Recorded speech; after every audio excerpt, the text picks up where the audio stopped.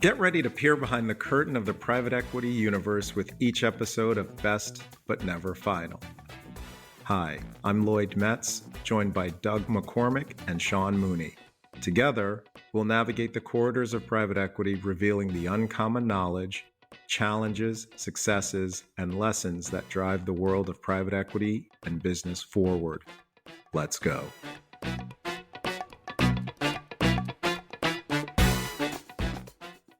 I'm excited to be back with the guys here. So Doug and Lloyd, great to be with you again.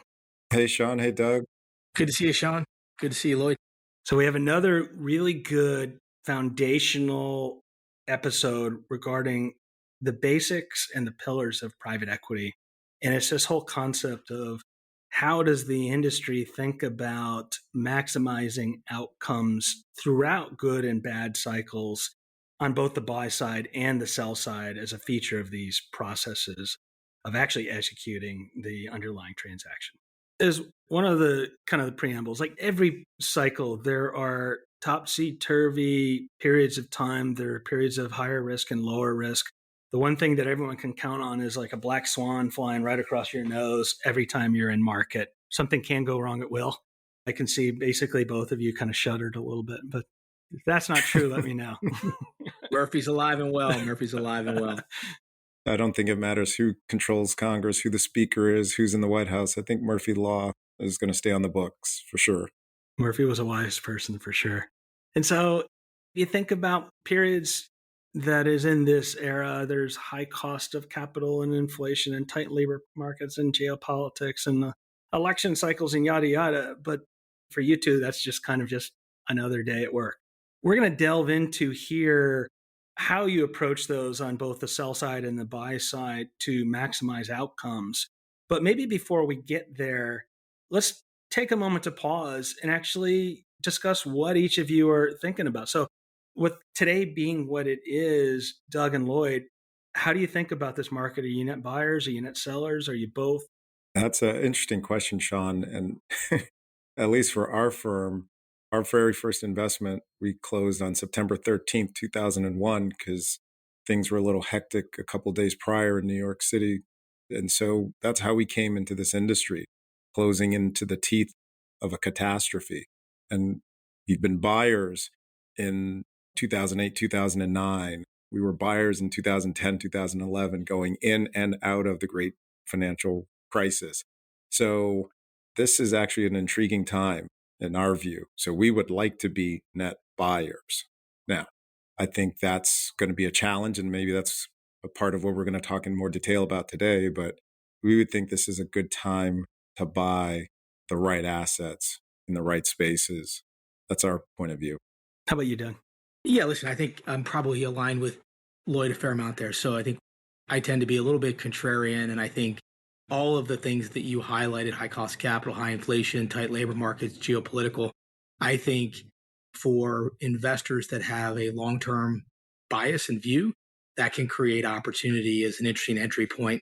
In general, I consider myself long-term positive, short-term cautious. And so I think if you have a duration where you can say, I'm expecting to hold the asset 5 years, I feel pretty good about my entry point. If you've got an asset that you don't have the duration to kind of see it through, that I think gives me pause for concern because I think there are so many unknowns out there. And I just would comment, Lloyd and I are in the business of we're always buyers and we're always sellers, right? And so in some ways, it's kind of like you're putting the gas down or the brake on because we're always going to be exiting something and getting into something else. And so one of the things I would highlight is it's very dangerous to generalize here amongst all assets versus select markets. Because I think in volatile times, the subsectors behave very differently than the overall macro. Those are great points. And if I kind of reflect on what we're seeing, and so one of the great kind of benefits we have is working with a relatively large swath of PE firms across the country, is you're kind of seeing how the industry is behaving in a relatively statistically significant way. And one of the things that we're seeing is the private equity industry kind of jumping into out of favor industries right now. And One, maybe even before we get there, there's this great Hamilton Lane study that I've referenced in other kind of things that we've done that shows that private equity firms, hands down, do best during periods like now. They are statistically going to outperform the market every time we're coming out of a cycle. And these are always, at least historically through the Hamilton Lane house, the best vintage years for private equity times, just like it's like buy on fear, sell on greed. And I think people like you, Doug and Lloyd, are really good at that because of the discipline that you have. And so it was interesting as we're looking at our first quarter 2024 data, some very kind of telling and foreshadowing things came up. And it was one, the level of due diligence activity for new deals related to manufacturing is up 62%. I think most of the world right now is thinking that manufacturing is in a recession because it has been. But we're seeing PE kind of leap into those markets right now.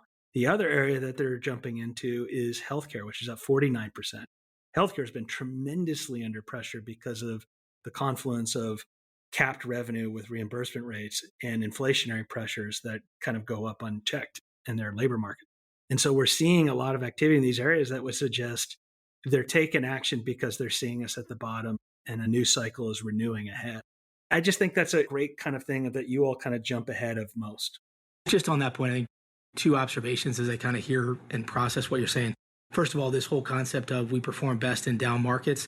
I'd like to claim that, boy, the private equity industry is smart, but I think in some ways you could argue a lot of that is forced dollar cost averaging. You raise private equity vehicle and in aggregate, we know what the market did, and then you're going to deploy that consistently over a 4-year period. And so by definition, you're kind of net positive in terms of deployment, no matter what. And then the second thing is, I think this whole question of challenge industries, it gets back to duration. If you have a 5-year time horizon, manufacturing looks like a good place to be. Certainly would think it's better than it is today, a couple years out. Same with healthcare. They're exploiting the luxury of being able to deploy capital in challenging markets and the luxury to be able to take a long-term view. I think that's right, Doug, because ultimately, Sean, you remember this. Private equity, a lot of times, because of the duration that we have the benefit of, and the luxury, the privilege of having, you can see or think about where is an industry, a market going, right? Kind of like Gretzky said, go to where the puck is going to be, not where it is. I think that's the majority of how private equity functions. And so this is probably what explains that phenomenon, right? And it's not to say that healthcare or manufacturing are absolutely going to be the places to be. With private equity, you got to do the work up front to figure out which sectors of manufacturing are going to be the good ones to get into, which sectors of healthcare, because some of them may be impaired and some of them may not be, right? But you need to do the work now to develop informed points of views and investment plans. I think those are spot on points. And the only other thing I would add to what you are saying is we've talked a lot about on this podcast about the incentives that drive behaviors and outcomes. And as I compare the private equity industry and venture capital industry, they both serve very important purposes for not only the US economy, but the global economy.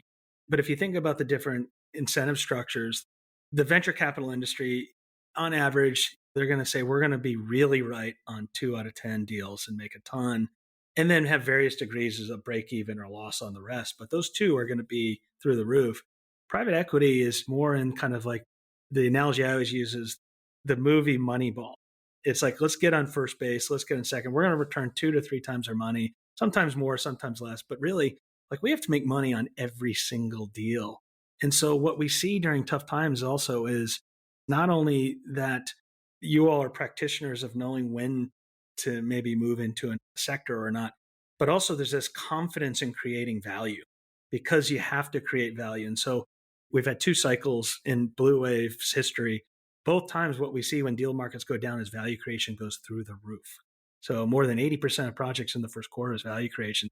And we'll talk a little bit about this, how that impacts your ability to work through when the best time to buy and sell is and your confidence in selling. But I think it also gives you all this confidence that like we can buy into this company. We know how to make it thrive while others are maybe worrying about surviving. Does that resonate as well? Sure does. And ultimately, Sean, what probably explains what you're seeing at your firm is at some point we private equity folks have to be practical, and you got to focus on what you can control and what's within your control. And that's where the value creation efforts are, right? Can't necessarily control the mood of the external marketplace and what valuations may or may not be, or what the Fed does or doesn't do. But you can have definitely more control over what happens inside the companies that you have invested in. It makes sense. And in some ways, you all are playing like multi-dimensional speed chess at the park. If you've ever seen those folks that can think in ways I can't. They got like 3 boards and they're moving around, and the conditions are changing and the players are different for each portfolio company, but you're making these decisions 3 to 4 moves ahead across a range of chessboards. And so maybe with that in mind, let's talk about like how you think about on the sell side across ranging conditions. But for purposes of this, we might as well talk about a topsy-turvy condition like we're arguably in now, where it's just not clear. And so one of the things that I think PE also, as you both pointed out, is you have the luxury of time. So what are some of the ways that you can stay in a deal longer, Lloyd? The first way, obviously, is you just hold it, right? If the business and the market conditions aren't ready, then you need both the company and the market conditions to be ready, honestly, to have a traditional M&A exit that works.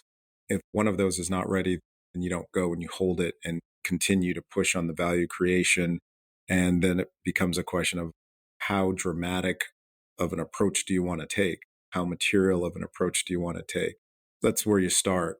But you can get creative financially, and with some financial engineering, get creative, right? You can bring in additional equity partners depending on how much value you have built into the business and how valuable your investment is. You can bring in partners to take a portion of your position, get some liquidity that way, get a harder valuation mark is what they would be called in the industry because a third party's validated.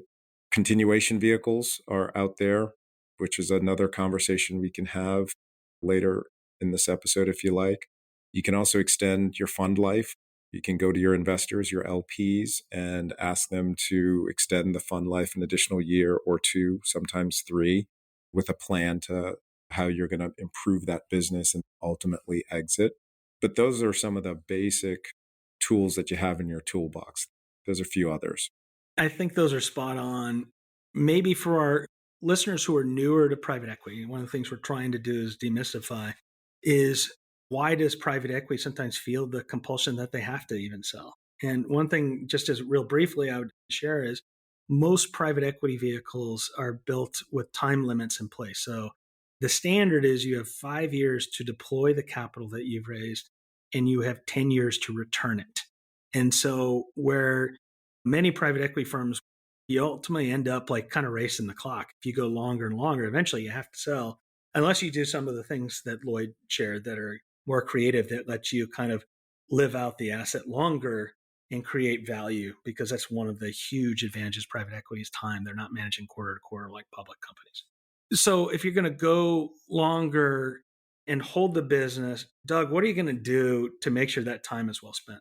I think the first thing I would highlight is if the only reason you're not selling the business is because it's not an optimal time, and so your primary source of like value creation during the hold is that you think you're going to get a higher multiple later.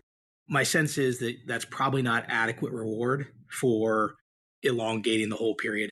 So I find that these kind of situations are most common where you can say, okay, not only do I think it's not an optimal time to exit, but there are things in the business that will change dramatically between today and when I expect to exit. Could be the earnings profile, could be continued growth, could be follow-on M&A. And so I think it's the combination of I want to weather a challenging market and I want to accomplish some very tangible things that are going to deliver real value. And I do think in this environment with so much volatility, the alignment that comes about through partnerships is super valuable. And I think it doesn't fundamentally change the deal, but I think buyers react differently when they realize that the seller is also willing to be a buyer. The person that knows the asset the best, that sees all the goods and the bads, is willing to put their money where their mouth is in terms of side-by-side capital exposure. It can accomplish some important things for the PE firm that has the asset. Not only, to Lloyd's point, do you get a third-party mark, you also deliver some capital back to your investors, which is important. And I think you get a partner with fresh eyes maybe a different set of capabilities that are relevant to where you are in your journey. And also, we do a lot of consolidation. You lay off some of the capital required to continue to do those consolidations. So yeah, I buy myself not only more runway from a time perspective, but more runway from a capital availability perspective. Those are great points, and glad you brought it up, because you brought it up earlier. We're always buying and selling as private equity firms, right? It's not all buy or all sell. It's some mix. And some markets like the one we're in today, arguably, if you can strike a deal that you're describing where you're buying and selling at the same time in the same investment even, that's doable, right? Those are really spot on points. And so you can hold longer, but if you're going to hold longer, have a plan. Time isn't in itself a good thing. Yeah, definitely have to have a plan. This episode is brought to you today by HCI Equity Partners, a lower middle market private equity firm focused on partnering with family and founder-owned manufacturing, service, and distribution companies. ICV Partners, an innovative private equity firm supporting management teams of leading companies at the lower end of the middle market. And Blue Wave, the business builders network connecting the most proactive business builders in the world with the best of the best service providers for critical, variable, on-point, and on-time due diligence and value creation needs. Now back to the episode. Before we kind of move, you can hold longer. What are some of the other structural mechanisms private equity firms will use beyond even maybe just selling a single asset may choose to use so that they can, as thoughtfully as possible, not only build value, but return capital? What's been talked about a lot these days and over the last couple of years is the real growth of continuation vehicles. Secondaries technically is what they are, where a private equity firm will sell 2 assets, 3 assets, 4, 5, 6, whatever it is, in the same fund or across funds, bundle them up and sell it to a set of investors, different investors than they have in their private equity partnership. And so that's growing in great popularity, largely because for the new investors buying those assets, the assets are understood, you can diligence them, they're seasoned. And so when they invest their money, there's lower fees, lower carry, but the investment sort of starts immediately, right? There's virtually no J curve that they would experience as if they were to invest in a new fund that Doug or I would have in the marketplace, where you have to wait until you have new investments and there's fees that go against it and the like. With secondaries, there's virtually no J curve. So those are pretty popular. So that is a way to get liquidity back to your investors outside of the M&A approach. Yeah, Sean, I would just say, as you think about like where the private equity market's been innovating in the last several years, this area is probably pretty fertile ground. I think people have started thinking about not how to exit individual assets, but how to exit collections of assets, and you tap into a different source of capital, as Lloyd mentioned. So I think that's secondaries, it's continuation vehicles. The other thing I would highlight is a related source of incremental duration is NAV loans, where essentially the fund is borrowing money at the fund level to get liquidity to support additional growth or additional duration. So pretty active part of the market over the last several years.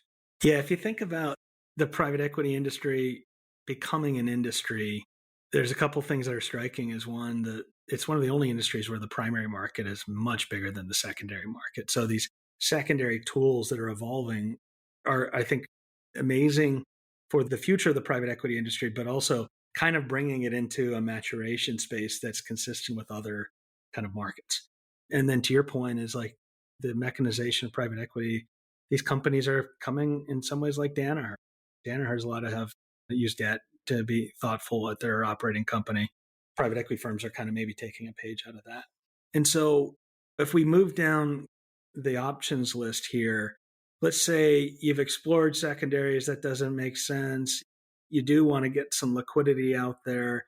What are some additional options that you can play in terms of not only getting some capital return, but also having some optionality on what's yet to come, because you know there's another bite at the apple on this portco? I don't know what your experience has been, Doug, and what you think about this, but part of what's going on in the M&A market now is there's a valuation perception gap between prospective buyers and sellers, where the sellers have a valuation that's higher than most prospective buyers on average for most assets. It usually takes some time and some sort of external events to kind of change that psychology to get sellers to come down and buyers to move up so that there's a meeting of the minds. That to me seems to be a good description of where we are now, where there's a lot of sellers who would like to sell their companies or the equity stakes in their companies, but their expectations are higher than the market generally is willing to entertain. But maybe I'm in the wrong aisle of the shopping mall. I would agree. I think there are two dynamics at play. First of all, I think given the choppy capital markets and the choppy economy over the last kind of, I'll say, 18 months, I think there is pent up supply of assets that are waiting to come to market versus in an overall demand. And at the same time, I think there's a big question on what's long-term interest rate. And if you have a view that it's going to go back to something that's closer to what it looked like in 2020, you have one view of valuation. And if you think inflation in 2 to 3% is here to stay for a long time, you got a very different view. And I think the jury is still out on that question in some ways. And so I think over time, those cards will get turned over and there'll be more clarity. But in the interim, I think people are finding creative ways to close that gap. And it's through either structure, like a preferred investment that gets you a minimum return, and then you convert into common in some price, or an earnout, which is essentially some bet on near-term performance. Those accomplish two very different things. Like the pref equity or structure that looks like a preferred is a bet on terminal value, where the earnout is a bet on kind of near-term performance. And so I think they're appropriate in different circumstances, depending on what the bid-ask spread is about. There's some sort of like chart that I'm trying to channel when we all probably took this similar but different class in business school with like the options where you can lock in your return and then get option value and the tail across valuations. And so I do think that's kind of what you're talking about that people are doing is like, you know what, why don't we sell the portfolio company? We'll sell the control to the next buyer.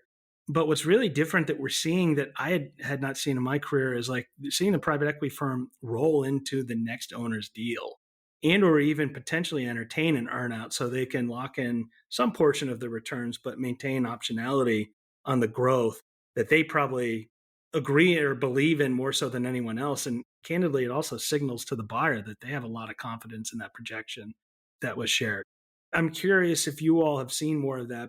We're hearing about it more on the episodic anecdotal stage, but it's something that really, in my experience, didn't even exist before then.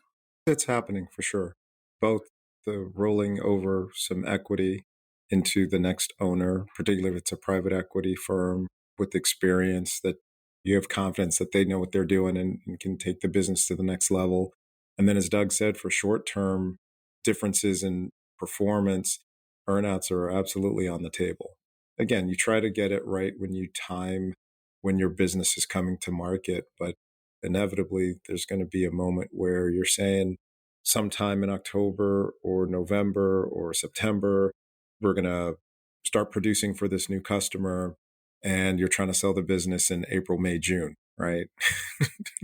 A lot of times that's the setup for an earnout where it's near-term performance driven. Most private equity firms wouldn't necessarily give you full credit for that future business and the future profits from that future business. Some will, but sometimes they won't. So to bridge that risk gap, you'll do an earnout. Yeah, I would say certainly seeing more of it.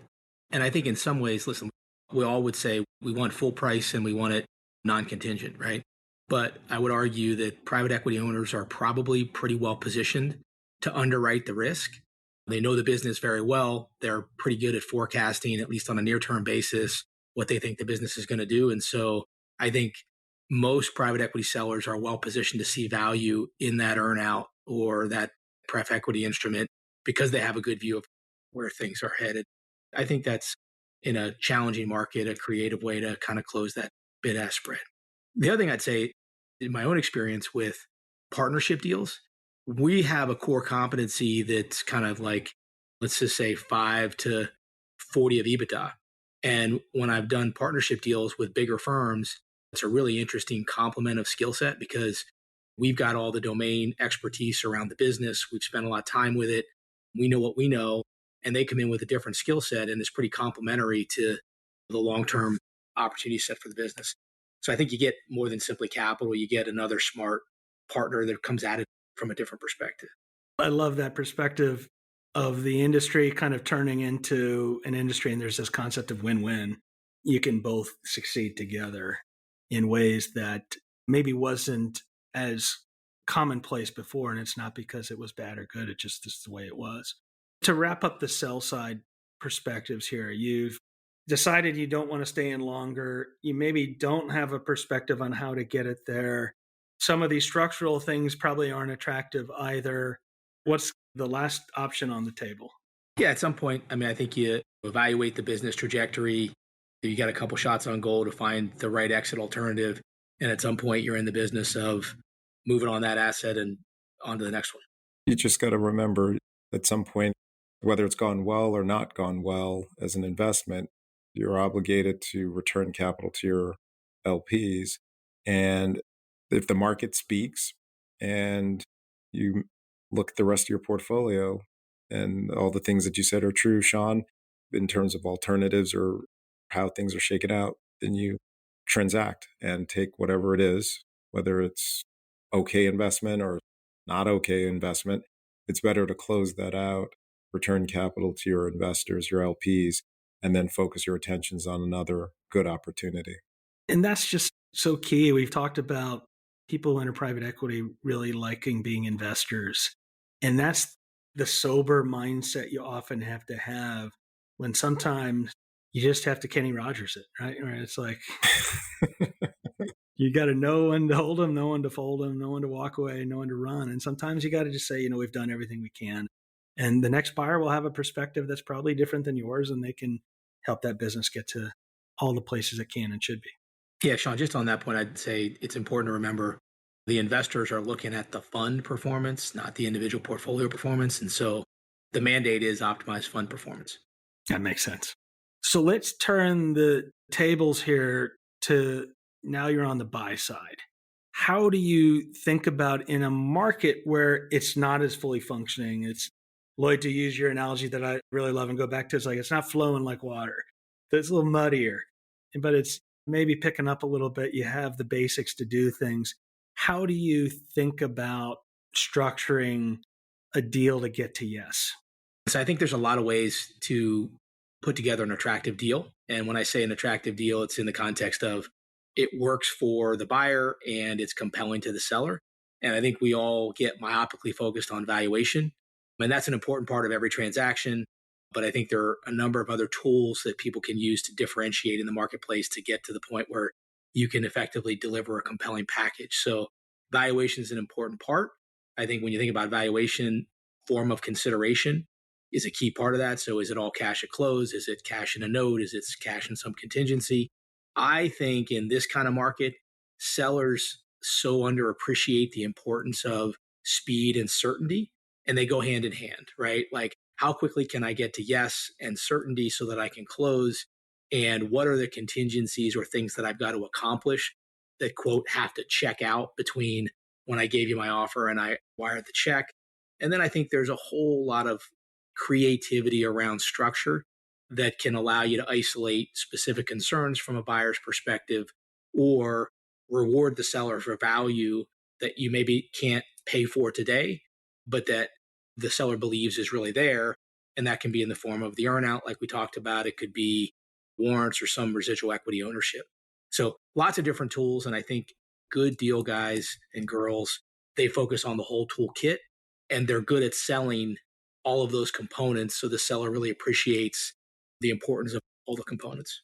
Yeah, I think those are spot on in terms of the way to think about it more comprehensively and in more of a nuanced way than I think is often kind of thought about. And so maybe let's break each one of those down. But before we do that, I'll jump out there and add something. A mentor of mine told me this, and maybe you'll think it's off base a little bit, but I think in addition to valuation, speed, certainty, and structure, let's not forget just basic enthusiasm, right? act like you actually want to invest in this company, act like you want to own it, and act like you're excited about it, right? Not every business is perfect, but focus on the opportunity, focus on what you do like about it, and communicate that to people who are across the table from you. That actually colors the valuation, speed, certainty, and structure, in my experience. And that was also the guidance from a mentor of mine. So I'm a believer in that. I literally just had this conversation with a partner of mine a couple hours ago where I said, do you want to own this? If you do, call this person and tell them, call that person and tell them, call this person and let them know. Actually do the work that backs up the fact that you're excited about owning this business, right? So I would add that as an overlay to those four dynamics. You're onto a really important point of this whole business and this whole industry. We consider ourselves investors, right? And I think in many cases, the tools we use to get to answers are very consistent with the underwriting tools that investors in public markets use. But at the end of the day, I think one of my primary jobs is being a salesperson, right? Because I've got to convince this entrepreneur that I've got a big vision for their business and that I'm going to be a good steward of their legacy. And I think so many people underappreciate that part of the job. And so it's not only convincing them that I want to own it and that I'm serious, but that I've got a plan that's going to make them proud. That's one. And then the second is this just ability to establish trust. And I find that the best way to establish trust is through real authenticity that doesn't hold back on the problems. I think when people distrust, it's when you make your pitch and it's all perfect and I'm going to close and there's no work to be done and I'm not concerned about anything. And they know damn well there's still a fair amount of work to be done and everybody always has concerns. And as soon as you lay that out, I feel like the person on the other side has a respect and can really begin to trust what can be counted on and then what the legitimacy of the offer is. I think those are really, really, really good points that are often not communicated because this is a musical episode. The sellers are playing that song in their head like, I want you to want me. Pretty good, right? That's why I'm not allowed in anywhere near Nashville downtown. But is that so true? Like, let them know that you want them. Because half the time they're beat up by these parties that are in the party and they're just like, do you even like this company? So, we all have lots of successes and lots of failures. And anybody that doesn't have the failures, they're lying. You met Scott Milberg from AmerCare on one of our previous podcasts. So we were bidding on that business. It was in an auction. This is the base business, a $40 million top line business. And we bid something like $32 million and we got beat. And this was right before Christmas holiday. The bids were submitted. I called the founder of AmerCare on Christmas Eve at about 2 p.m. So afternoon. And I basically said, hey, I think this is the wrong answer. I want to figure out a way to buy your business and I'm willing to pay more. And he basically said, if I had lost a piece of business in my business, I would have done the same exact thing. I would have called the customer and I would have told him that I wanted another shot. And so I'm interested in doing your deal. And it's that human connection, that being willing to kind of find that person where they are, that I think is an important part of the business. That's a really, really good point, Lloyd, that you brought up that is so important to the success, not only from just the basics, but also the humanity part of the business.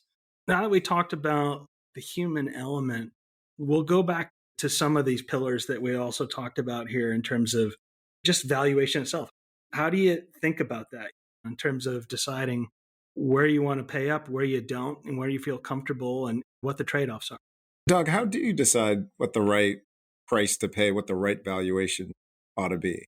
I think that's a great question. I think it's some combination of fundamentally, what do we think the asset is worth? And then there's some assessment of what do you think the market is? If the market is like it is today, we may say, we think the fundamentals would suggest it's worth X, but nobody's doing deals right now. It's a challenging financing market. And so we think we can get compensated for working through this environment. And I think there's some kind of Kentucky windage on that overall valuation. So fundamental value, competitive dynamic kind of leads you to an answer there. I think that's right. And also I think, Sean, and it's influenced by your insights. If you have any particular insights on the market that this company is in, or the business or the customer or client base of that business, I'm thinking about a business that we pursued where we had developed a point of view probably 3 months before we had to submit our final bids that their primary input costs were going to be declining. They had started declining in June. We were engaging in October. We submitted our final bid in December. So we had this point of view that the input costs were declining already. So when we did our quick diligence before our final bid, that's one of the things we checked. And then sure enough, their input costs were coming down. So the valuation we bid and the multiple we bid, we knew would actually come down each and every month subsequent to submitting our LOI. Once we got it signed up, we knew our multiple would come down all the way to close. So sometimes it's the insights that you have on the space or the market that can also inform what you're willing to pay valuation wise. Those are all spot on. And as I kind of reflect back on my career, there's almost like three types of PE firms that are building their strategies and their perspectives around this landscape and continuum, where you have some that are kind of like, we're going to buy good enough, we'll make it gooder. We're going to then take gooder to great and then great to greater. And they've built their tactics, their strategies, their operational capabilities around that kind of transformation continuum. And so one of the P firms I was with, it was kind of like good enough to gooder, or maybe gooder to great, but they had structural elements to the way they invested that could protect them on the downside and operational capabilities. And then the firm after that was more about gooder to great or great to greater. And it was the same kind of approach, but different skill sets that enabled success throughout the segments of that continuum that they chose to compete. It's interesting. I think what we're talking about here is how comfortable with various types of risk are we? And as we think about these deals, there's business model risk, there's earnings volatility risk, and there's kind of terminal value risk. How much do I have to sell the business for to justify what I'm paying today? From our perspective, I think we lean in a lot to, we want to buy quality business models, but we're generally willing to overlook deficiencies in the end state team, and we're willing to do a lot of the work on building a business of scale. And so that also implies we don't need fast growing markets. And I think that where it could be challenging in my mind is you pay up for an A business model and you also pay up for an A market. And I think those markets can be fickle sometimes. So getting that right all the time, I think, is challenging. That makes a ton of sense. And maybe another thing that, Doug, I'd love to hear your perspective on that you all do is there's this concept of maybe being a little bit more ambitious on valuation with the platform, but then you can do things to the all-in valuation over time through add-on. So can you talk a little bit how people think about that? If we start with the premise of, okay, how do we get to valuation? We talked about fundamentals. What does the business look like today? What do the fundamentals support? Then you say there's the second element of what do you have to pay to clear the market? And then the third element is what can I afford to pay? And that is with my thesis and with my expectation of what I want to do in terms of creating the end state, how much can I afford to pay if I have to? And I think in many cases, we start relatively small with our platforms. And so in some cases, paying up to buy the platform and the optionality to execute that strategy, that's justifiable. Now, what it forces you to do, though, it forces you to have conviction in the ability to execute the strategy, and therefore conviction in buying other assets at reasonable valuations on a go-forward basis. Because if you get stuck in, you did one deal and that's your platform, and then there's nothing else that happens, that's a pretty challenging environment. I actually think that's a healthier way to underwrite, though, because it forces you to underwrite on what you're going to do as opposed to what the business is going to do.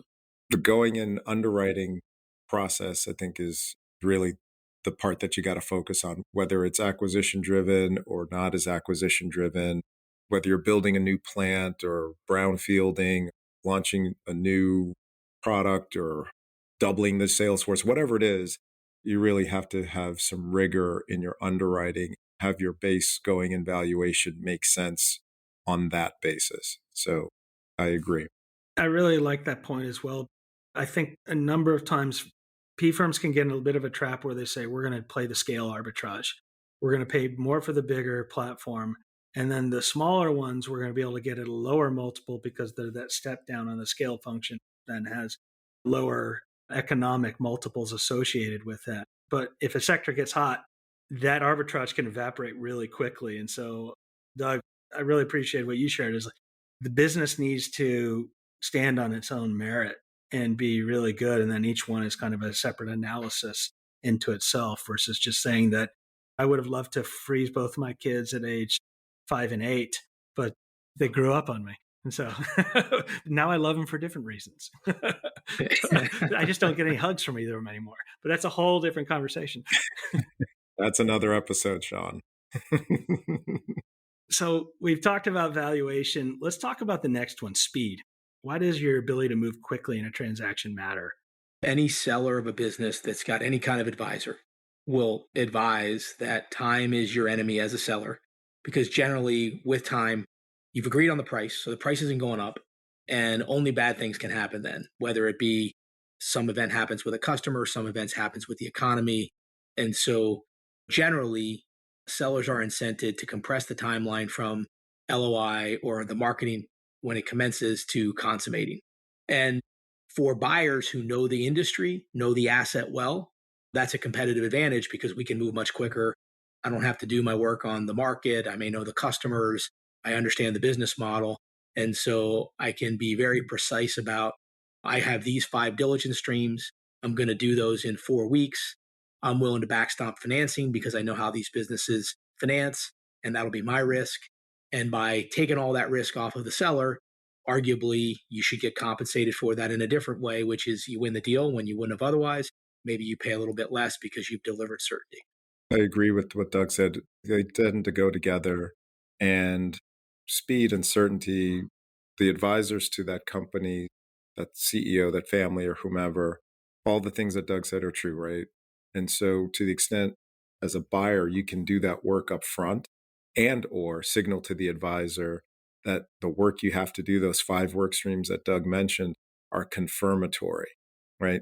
So we haven't seen any red flags or yellow flags, but we need to kind of check these 5 things out and confirm that whatever you said or whatever we believe to be true is actually true. And that is not going to affect value. Those are messages that help with your speed and certainty, your perceived speed and certainty of your bid. I think those are spot on. And I think so much of the way that private equity views the world, and certainly I do, is through this concept of expected value. So it's the size of the outcome times the probability of that thing happening. And the size of the value on that term sheet or the LOI happening times the probability of it happening, they can be very differently weighted. And I think you all are so good at doing that math at the same time. It made me recall one of my portfolio companies. It was an A. It was an information data and analytics business. It kind of owned a sector. It had this huge opening of an end market that we kind of opened up for it. We had a whole host of private equity buyers and then large strategics from all over the world interested in this thing. And a well-known technology-focused investment firm came in and they said, you know what? Here's our valuation. And they were near the top, but they certainly weren't at the top by a noteworthy measure. But they said, we're going to close. We've done all our diligence. We're going to have no contingencies. We're going to have no reps and warranties survive and close, which is more of a moot point now with rep and warranty insurance that has developed since. But then it wasn't. And they go, we're going to close in 15 days. And here's a fully marked purchase agreement. We're ready to go. Are you? And we said, here are the keys. It's interesting. In that scenario, I think the one thing that I would highlight is that there's a carrot and a stick there, because not only are they saying, here, I'm ready to close in 15 days, and here it is, there's also a little bit of a veiled threat, which is, and if you don't pick me, I'm run ahead in a way that I've advantaged myself, but I can also have my offer expire. For the kinds of deals we do, I don't think that strategy is effective, but I think it's important to acknowledge it is a strategy. Yeah, I mean, it's right time, right place, and you have to have domain knowledge to do that, or just a lot of guts, which is a generous way of describing it. And I think in this case, they had a really good perspective. They had the executive, and it kind of serendipitously lined up. Maybe that's an extreme example of how speed and certainty can play into the equation in ways that are thoughtful as a private equity investor, that it doesn't just have to be the highest price that wins. It also can be speed and certainty and rapport, Lloyd, to your point, where they say, I want to be your partner, because a lot of times the sellers, particularly in lower middle market family-owned businesses, they're rolling into the transaction. So we've talked about valuation, speed, certainty, rapport. There's kind of one other area we talked about that can make incremental differences in getting a deal done, and that's kind of structure. Can you talk about the way that private equity firms think about deal structure and capital structure to say, we're going to give us an ability to get to yes here? I'll give three very common examples. One is just this rollover concept. I think especially when it's a management team or a family that wants to roll, I think that alignment of incentives is really important for a lot of buyers. So that's an important component. The second is we talked about this earnout concept, especially if there's a hockey stick growth trajectory that the owner really believes in and is trying to get value for. I think that can be an elegant solution. Candidly, like, to be intellectually honest, I think that also can result in some challenges. How do you define the earnout?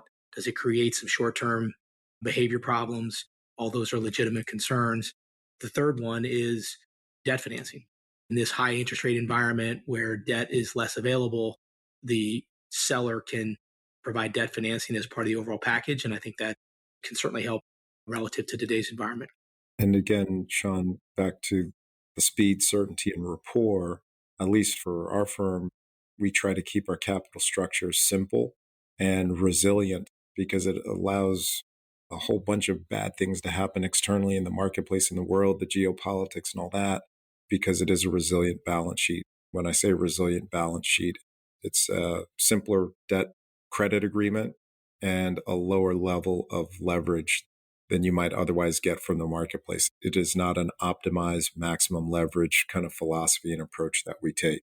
So even when interest rates went up 550 basis points, it was more of an annoyance to our companies as opposed to a critical, threatening incident. So yes, a black swan did land on our desk, but it wasn't a problem.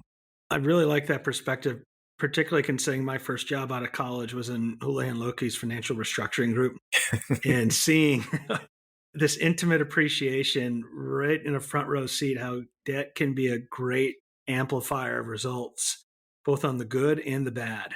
And so that idea that we're going to be prudent with the capital structure. And if you think about the yesteryear in private equity, sometimes they would finance purchase prices 80, 90, sometimes 100% with debt. And those days are long gone. I think really in the upper bounds, you're talking about 50, maybe 60%, but a lot of times 20, 30, 40% compared to someone buying a house today or a car can still often finance 80 to 100% as an individual. So I think the private equity industry has come a long way to bring that back to this kind of like middle risk profile where they can manage, like we said, the black swan flying across your forehead. And the only thing I will add that some private equity firms will do is they will take educated bets on capital structure where they'll say, you know what, I can lever the deal at 4 times today EBITDA and at 10 or 11% cost of debt. But I'm looking at the yield curve. I'm looking at what the Fed is saying. I think I'll be able to refinance this for cheaper. I think that the debt markets will be greater, or we have all this cash flow. We're going to pay down debt because they still want to play, like we talked about in the earlier episode, they feel compelled to play the IRR world that's compelled upon them just because that's the way the industry is and how the incentives flow down from the upstream investors into private equity firms. And so that's part of it. But I think as we talked earlier, that's not without risk. Yeah, there's a lot of risk in that. The one that we haven't talked about that I think is interesting and often can be a win-win, I think there can be a lot of creativity around tax efficient structuring, right? So we always encourage our entrepreneurs to think about what's your after-tax take-home, not just your take-home, and can we ensure that if you're going to reinvest, can we do that on a tax-deferred basis? And when we structure the transaction, can we ensure that we get the maximum step up in a way that the going concern has the benefit of a tax asset that it purchased? That's a great point in terms of like, A, how do you let them roll into that optionality that you're providing, that second bite of the apple that we've talked about? In a competitive market, it's never going to be a good deal or a bad deal based on tax attributes. But if you're competing for a couple hundred basis points in IRR, it all adds up. Absolutely. I think we've covered a lot here. And once again, this is a real foundational episode for people who are either not familiar with the industry or even those who are familiar and want to know some of the more masterclass nuances, Lloyd and Doug, what you shared here are absolutely in the category of the things that I wish I knew. I'd say all the way back to even like when I was a VP trying to figure things out. So this has been really, really helpful. And I appreciate you all pulling back the curtain on some of these topics. Thanks a lot, Sean. Thanks, Doug. Thank you, Sean. Thanks for leading. A special thanks to HCI Equity Partners, a lower middle market private equity firm focused on driving transformational growth through consolidation strategies by partnering with family and founder-owned manufacturing, services, and distribution companies. Learn more at hciequity.com. ICV Partners, an innovative lower middle market private equity firm supporting management teams of leading companies at the lower end of the middle market. Learn more about ICV at icvpartners.com. And finally, Blue Wave, the Business Builders Network, connecting the most proactive business builders in the world with the best of the best service providers for critical, variable, on-point, and on-time due diligence and value creation needs. Learn more about Blue Wave at bluewave.net. For further information on HCI, ICV, and Blue Wave, and relevant topics discussed here in the episode, please see the episode notes for links.